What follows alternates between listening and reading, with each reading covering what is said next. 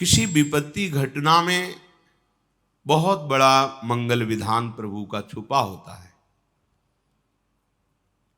बड़े बड़े भक्तों के जीवन चरित्रों को जब पढ़ा गया, सुना गया और समझने की चेष्टा उनके चरण कृपा प्रसाद से की गई, तो यही समझ में आया है कि उद्देश्य की प्राप्ति के लिए अब दुख सुख की परवाह नहीं करनी। जो भी दुख या सुखद परिस्थिति आती है वो शरीर के ऊपर आती है, आत्मा में तो कभी इसका प्रवेश कोई भी स्फुरना बिल्कुल नहीं है। कई बार सत्संग में सुनाया है कि एक बाल्यावस्था से भगवान शालिग्राम की आराधना करते हुए विरक्त मार्ग के पथिक बने और हर समय भजन परायण और भ्रमण करते थे। एक दिन वो गंगा किनारे शौच आदि क्रियाएं करके स्नान करने को जा ही रहे थे कि 90 लोगों ने भाला लाठी तलवार लिए हुए मारो मारो ऐसा कह के घेर लिया। तो संत थे, उन्होंने हाथ जोड़ा और कहा आप सब मार तो डालेंगे ही, यदि कृपा करें और हमें इतना समय दे दे कि हम स्नान करके अपने शालिग्राम भगवान को स्नान करा के चरणामृत ले लें, फिर आप आराम से मार देना। भगवान की इच्छा से वो रुक गए, स्नान किया, शालिग्राम भगवान का सांगोपांग स्नान आदि करा के पूजन किया, चरणामृत लिया और हृदय से प्रार्थना की, प्रभु इस जन्म में हमने तो कोई ऐसी गलती नहीं की जिसका ऐसा दंड मिले कि 90 लोग प्रहार करके मारेंगे। क्या इन 90 लोगों के मारने का रहस्य क्या है? सच्चे हृदय से प्रार्थना की तो भगवान उनके हृदय में स्फुरणा की और जैसे अपने को टीवी में दृश्य दिखाई देता है ऐसे दृश्य उनके सामने चलने लगा। उन्होंने 90 पुरुषों की हत्या की थी पूर्व जन्म में। तो भगवान ने कहा इनको 90 बार जन्म लेना होता और तुम्हें 90 बार मरना होता, पर मेरे भजन का प्रभाव है कि एक साथ ही 90 तुम पर प्रहार करेंगे। तुम मेरे ध्यान में निमग्न हो जाओ, शरीर छोड़कर अब तुम मेरे परम धाम को आओगे। भगवान ने हटाया नहीं, ये कृपा करी कि उसे 90 बार जन्म ना मरना नहीं पड़ा। एक बार में ही 90 लोगों ने प्रहार किया और शरीर तो नाशवान ही है, एक ना एक दिन सबका छूटना है। शरीर छूटा और भगवत धाम को गए। अब अगर बाहरी चेष्टा देख ली जाए तो बड़ी भयावनी लग रही है कि भगवान का भक्त और 90 लोगों का मिलकर प्रहार करना, भगवान बचा नहीं सकते थे क्या? भगवान ने बचा लिया। बार बार जन्म मरण के चक्र से बचा। शरीर तो एक बार छूटता ही है सबका। बड़े महान सत्यवादी भगवत भजन करने वाले प्रताप राय जी की बहन उनके समीप आई कि आपके बहनोई की दशा बिगड़ चुकी है, बहुत औषधियां दिलाई पर वो मरणासन स्थिति में है। मुझे विश्वास है कि अगर आप कह दोगे तो फिर हमारे पति का जीवन बच जाएगा, नहीं तो बिल्कुल मरणासन, आप चलिए। तो उनका बहन हमारा जीवन भगवान को अर्पित है, हम भगवान से प्रार्थना किसी के बचाने की या सुख की या दुख निवृत्ति की ये सब नहीं करते। आज तक हमने कभी कोई कामना ही नहीं की अपने प्रभु से। पर जब बहन ने बहुत हठ किया तो गए, उनके बहनोई का सर गोद में रखा अपने वो बहन के पति का और माथा सहलाते हुए एकाग्र हुए भगवान से प्रार्थना की कि हे प्रभु करुणा करो, इनके कर्म संस्कारों को भस्म करके इनको जीवन दान दो। इतने एकाग्र थे कि उसी समय जो उनके पति थे वो बेहोशी अवस्था में थे। तो देखा कि भगवत पार्षद आए और उनसे कहने लगे कि अब तो हम तुम्हें नहीं प्रभु के पास ले जा पाएंगे, क्योंकि इतने महान भक्त ने संकल्प कर लिया है। तो वो रोकर भगवत पार्षदों से प्रार्थना करने लगे कि इतने जन्मों से मैं साधन भजन करके यही मांग रहा था कि अपने प्रभु से मिलूं, और आज मेरे मिलने का समय आया है। तो प्रताप राय भक्त होते हुए ऐसा कैसे कर सकते हैं कि भगवत मिलन में वो बाधा डाल दें। भगवत पार्षदों ने कहा भगवान अपने लाडले भक्त की इच्छा की पूर्ति निश्चित करते हैं। उनका नहीं नहीं, ऐसा प्रताप राय नहीं कर सकते। और ये बात उनकी पत्नी ने भी और प्रताप राय ने भी ध्यान में देखा।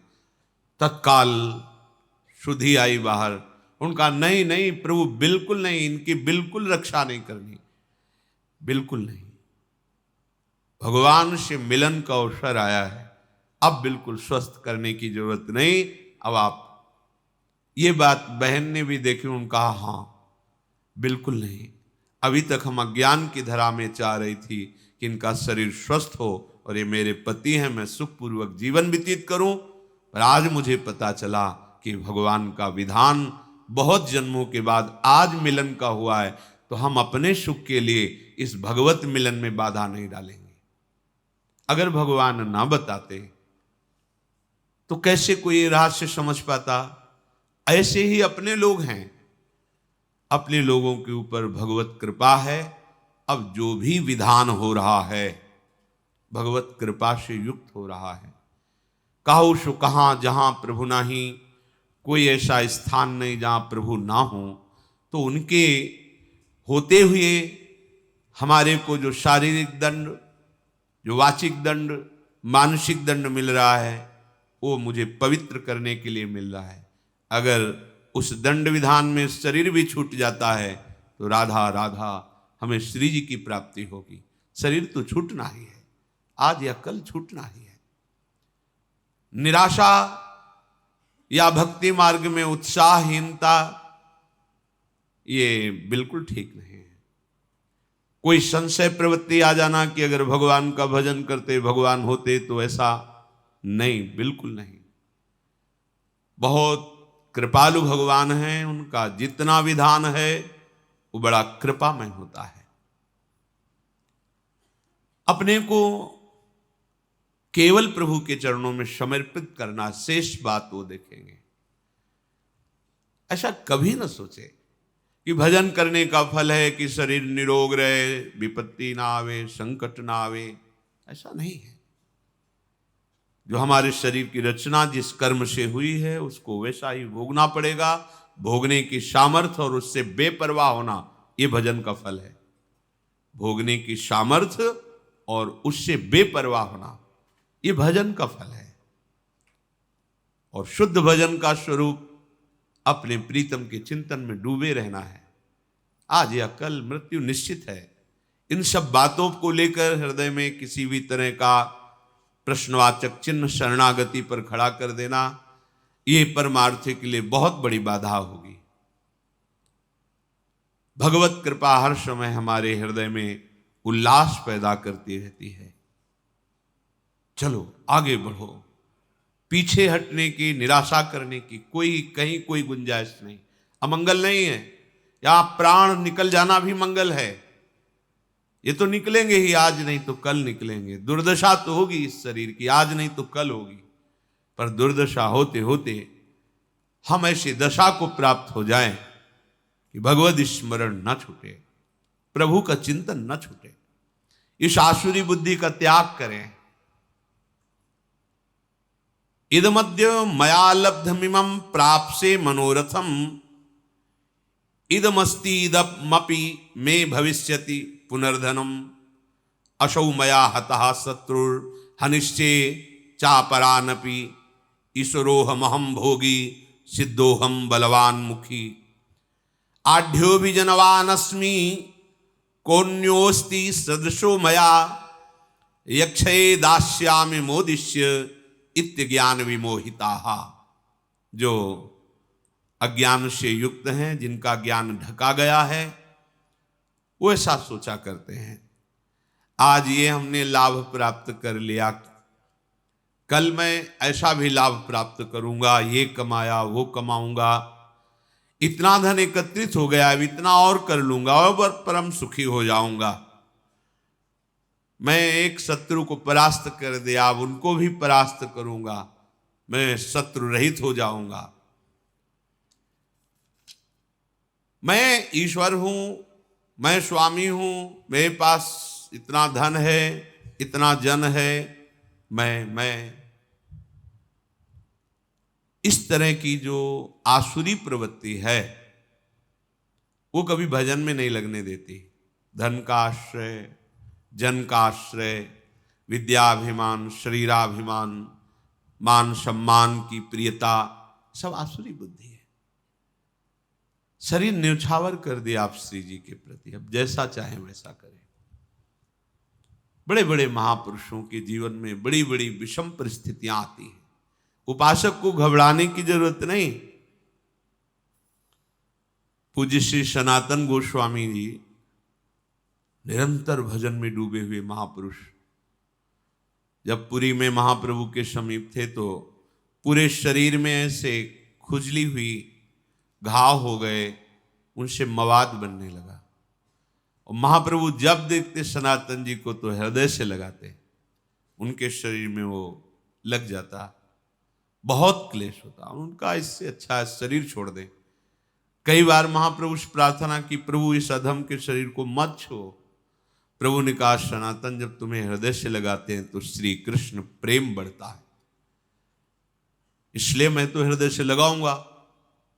और सनातन जी को ये आंतरिक कष्ट होता कि महाप्रभु के निर्मल विग्रह में हमारे शरीर का ये अब शरीर को ही नष्ट कर देते हैं। रथ यात्रा में जगन्नाथ भगवान की जो होती है, विचार किया वहां अपने शरीर को श्री ठाकुर जी के रथ के नीचे दबाकर पूर्ण कर देते हैं। महाप्रभु को उनकी मानसिक भाव का पता चला। महाप्रभु ने कहा, सनातन अभी शरीर तुम्हारा है, इस शरीर के रखने या छोड़ने का भी अधिकार तुमको है। उनका प्रभु ये तो आपको समर्पित, फिर आप ऐसा कैसे सोच सकते हैं? जब आपका अधिकार ही नहीं है, आप शरणागत है, आपने तन मन प्राण समर्पित कर दिए हैं, फिर आपको ऐसा सोचने का अधिकार नहीं है। प्रभु बहुत दुख होता है जब आप आलिंगन करते हैं और आपके ऐसे दिव्य कंचन वर्ण शरीर में वो हमारे घावों का हमें बर्दाश्त नहीं होता। दौड़कर महाप्रभु ने हृदय से लगाया, तत्काल दिव्य शरीर वो सब खत्म। बड़े बड़े महापुरुषों को शारीरिक व्याधियां, सामाजिक विपत्तियां ये सब आती हैं। इसका तारतम्य भजन से नहीं जोड़ना चाहिए कि अगर हम श्री जी के हैं तो ऐसा क्यों हो गया, श्री जी के हैं तो क्या वो ठीक नहीं कर सकती, ये सब नहीं। हमारा उद्देश्य भगवत प्रेम प्राप्ति है। हमें अपने उद्देश्य पर दृष्टि रखना है। भगवत प्रेम का स्वरूप है प्रतिपल सहज निरंतर अपने आराध्य देव का चिंतन होना,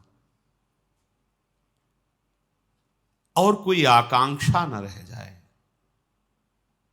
किसी भी लोकांतर के भोग की, किसी सुख की कोई आकांक्षा न रह जाए, नहीं रह जाएगी। बड़े बड़े सिद्ध महापुरुषों को यही अपने वृंदावन ब्रज क्षेत्र में महामहिम श्री पंडित बाबा जी महाराज, पंडित रामकृष्ण जी महाराज, ऐसे महापुरुष जो बाल्यावस्था में ही भगवान के साथ कंचा गोली खेलते थे, गोविंद देव जी के साथ। एक भंडारा किया तो संतों के पास अर्थ आ जाता है तो संत सेवा में लगता है, ठाकुर सेवा में लगता है। संत सेवा हुई, शाम के कुछ ऐसे जन पधारे जो स्वभाव में आसुरी प्रवृत्ति रखते थे। कहा, बाबा खीर पुआ बटा हमको भी खवाओ। भैया वो तो मध्याह्न में राजभोग लगा, बट गया, अब तो है नहीं। लाठी से प्रहार किया, खोपड़ी फूट गई, रक्त स्राव होने लगा, और वो कुटिया में गए तो उन्हें कुछ मिला नहीं, तो वही अपने गमछे से फिर पट्टी बांधी। इतने बड़े महापुरुष जो बाल्यावस्था से भगवत साक्षात्कार किए सिद्ध महापुरुष, इसका कोई महत्व नहीं है। किसी ने पीट दिया, किसी ने गाली दे दिया, कोई विपत्ति आ गई, कोई रोग आ गया तो बोले इनका भजन लघु है, इनके भजन में ताकत नहीं है क्या? नहीं, जिसने मारा था वो भस्म हो जाना। अभी साधुता समझते क्या हो? ये नहीं, मार्ग को समझिए, नहीं तो माया का कार्य है संशय और अविश्वास पैदा कर देना। संशय और अविश्वास ये जीवन का सबसे बड़ा संकट है, जो अनंत जन्मों के लिए बीज बो दिया भगवत विमुख होने का। इसलिए कभी संशय नहीं, कभी अविश्वास नहीं, जैसी भी परिस्थिति बढ़ते चलो, आगे आगे बढ़ना है। अमंगल शब्द है ही नहीं, विश्वास कर लीजिए। कितने हम आपको चरित्र बताएं महापुरुषों के, जिनकी निरंतर भगवदाकार स्थिति है, ब्रह्माकार स्थिति, हमने उनके दर्शन किए। बरगदिया बाबा नाम के गांव में क्या होता है कि जैसे जो प्रधान वृत्ति होती है उसी में संत का नाम रख दिया जाता है। तो बरगद के वृक्ष के नीचे रहते थे, गंगा किनारे, तो उनको बरगदिया बाबा कहते थे। जैसे एक संत भगवान आजीवन केवल सतुआ ही पाए, तो सतुआ बाबा उनको कह दिए। एक संत भगवान थे कि वो जो भी आवे कितना बड़ा करवा रखते थे, पंजीरी देते, उन पंजीरी बाबा कह दिए। संत लोग, संत जनों के नाम गांव के लोग अलग रख देते, गुरुजन नाम रखते वो अलग होता है, संतो बरगदिया बाबा उन्हें कहते थे। उनके पैर में जरा सा ऐसे खत हुआ, फिर सड़न शुरू हुई, पूरा पैर मवाद से। कोई भी जाता, बाबा दवा, ऐसा नहीं, कीड़े पड़ गए। बाबा कीड़े पड़ गए हैं इनके, नहीं, उनका भी प्रारब्ध, खाने दो उनको। चेहरा प्रसन्न, हर समय ब्रह्माकार वृत्ति, शरीर से निष्प्रिय। ब्रह्माकार वृत्ति अर्थात साक्षात ब्रह्म रूप, और शरीर पैर में कीड़े पड़े हुए हैं। इसका तारतम्य भजन से नहीं जोड़ा जाता। यहां संत कॉलोनी में रहते थे पूज्य स्वामी श्री महेशानंद गिरी जी महाराज, काफी समय पहले ही पधार गए। बहुत ही ज्ञानी, समस्त शास्त्रों के, और बहुत ही गंभीर और छुपे हुए महापुरुष। मलिन चद्दर, लाल रंग का, ऐसे अवधूत। जब जाते बात करते तो ऐसा लगता जैसे अमृत पिला रहे हो, शास्त्रों की गूढ़ बातें, साधना की गूढ़ बातें। तो जो संतों की मंडली चलती रहती ना, सुबह देखो परिक्रमा मार्ग में, उसी मंडली में एक संत बड़े ही ऊंची स्थिति के, एक गशाहरी होती है यहाँ अंगुलियों के मोड़ में, जहां से वो फिर धीरे बहुत ही जलन पैदा करती है। 2-3 दिन मंडली में नहीं गए तो स्वामी जी महाराज उनके समीप गए, महेशानंद गिरी जी, और देखा उनका, स्वामी जी रामकृष्ण मिशन, चलो इसका ऑपरेशन। नहीं स्वामी जी, 2-4 दिन में ठीक हो जाए। धीरे धीरे वो बढ़ी, फिर हाथ में 10 दिन बाद गए तो यहां तक हाथ ऐसे पीला मवाद से भरा। उनका, स्वामी जी अब तो आपको चलना पड़ेगा, अब आपकी बात नहीं सुनेंगे, आपको चलना पड़ेगा। हाँ ठीक है, तो कल तक का समय दे दो, कल हम चलेंगे। हाँ स्वामी जी, कल तो हम गाड़ी लेके आएंगे, रामकृष्ण मिशन आपको ले। कल जब गए तो आसन में से बैठे, निष्प्राण हो चुके थे, शरीर चला गया। महापुरुषों जो भगवत चरणारविंद में इतने तल्लीन हैं, वो चाहें तो नई सृष्टि कर सकते हैं। वो अपने अंगों की पीड़ा को नहीं मिटाया, क्योंकि जानते नाशवान शरीर, इसको भोग लेते हैं और प्रिया प्रीतम के समीप चलते हैं। ये संशय वृत्ति हृदय में बिल्कुल नहीं होनी चाहिए कि यदि भजन का फल सुख है तो इनको बुखार क्यों आ गया, भजन का फल सुख है तो इनका अंग भंग कैसे हो गया, भजन का फल भगवान रक्षा करते तो इनको गाली किसने दे दी, इनको पीठ किसने दिया। हमें सावधान रहना है, हमारी निष्ठा में परिवर्तन ना आने पावे, और चाहे जैसी परिस्थिति हो वो हमारे प्रभु से पास होके आ रही, पक्का समझ लीजिए। हमारे द्वारा कितने भयंकर पाप हुए तुम क्या जानो, तो मेरे कृपालु प्रभु आज कृपा करके उनको बहुत कम में भुगता करके अपने मार्ग में ले चल रहे, उनकी कृपा का पता नहीं। हम लोग अज्ञानी केवल वर्तमान को देख, हमने तो भजन किया, कभी कोई गलती की, गलतियों का खजाना जमा है तुम्हारा, आज उनकी कृपा से तुम भजन कर रहे हो। तो ये शरीर जब बना था तो उसका प्रारब्ध निश्चित हो गया था, इस अवस्था में इस दंड को तुम्हें भोगना है, तो दंड दे रहे हैं और उसके साथ दुलार कर रहे हैं, और हमारा अविनाशी मार्ग पुष्ट हो रहा है। कितनी बड़ी कृपा है। तो हम हर समय कृपा का अवलोकन करें, कभी किंचन मात्र भी प्रभु पे संशय न करें, उनके विधान में प्रश्नवाचक चिन्ह न लगा दें। ऐसा क्यों किया प्रभु? प्रभु क्या ऐसा नहीं कर सकते थे? निश्चित मानिए, कोई भी शरणागत के ऊपर जो विधान हो रहा है वो प्रभु का बहुत सोचा समझा विधान है। यदि वो शरणागत है अंदर से, हम बाहर की बात नहीं कहते, बहुत संशोधन करके पास किया हुआ विधान है और उसका फल भगवत प्राप्ति है। इसलिए कभी किसी भी तरह की संशयात्मा वृत्ति हृदय में नहीं होनी चाहिए। पूर्ण विश्वास के साथ ये प्राणों की बाजी लगाकर इस मार्ग में चला जाता है।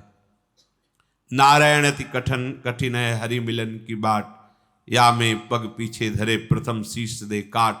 शीश काट का मतलब अब मेरा अस्तित्व नहीं रहा, अब हरि जाने। जैसा अजात पक्षायु मातरम खगा, जैसे छोटा बच्चा पंख नहीं निकला माँ की बाट जोहता रहता है, ऐसे बस हरि की बाट जोनी, प्रियाजू की बाट जोनी। जैसा वो चाहें वैसा विधान करें। वो ईश्वरों के ईश्वर हैं, हम उनके दास हैं, उनकी शरण में हैं। अब जैसा वो चाहेंगे वो मंगल विधान करेंगे। हमें निरंतर भजन में, अगर हम बेहोश हैं तो हमारी गति नहीं, हम सुसुप्ति में हैं तो हमारी मति नहीं, यदि हमें चेतना है तो हमारी गति मति सिर्फ राधा ही राधा। चाहे अंग अंग काट दिया जाए तो भी राधा ही राधा। हमारी पूर्णता इसी में है।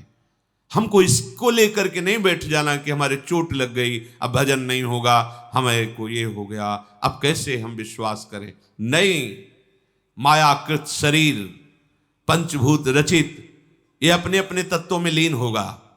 पानी पानी में, मिट्टी मिट्टी में, आग आग में, वायु वायु में, आकाश आकाश तत्व में। ये हमारा स्वरूप नहीं है, ये हमारे भजन का फल नहीं है, ये हमारे कर्मों के अनुसार मिला है। अब भजन का फल मिलेगा हमारा सहचरी वपु, जिसमें न काल का प्रवेश है न माया का प्रवेश है, और सदैव प्यारी जू के समीप। हम उसमें घाटा नहीं कर सकते। इस शरीर को नष्ट होना ही है। अगर ये नष्ट होते होते हमें प्रियाजू का सहचरी वपु प्राप्त हो रहा है तो इतना बड़ा लाभ है कि करोड़ों प्राण देने पर भी ये सौदा नहीं होता। प्राण दिए यह प्रेम न पई, प्रेम वपु जो मिल रहा है। इसलिए इस शरीर की जो हो रही गति होने दो, राधा राधा राधा, आगे बढ़ो।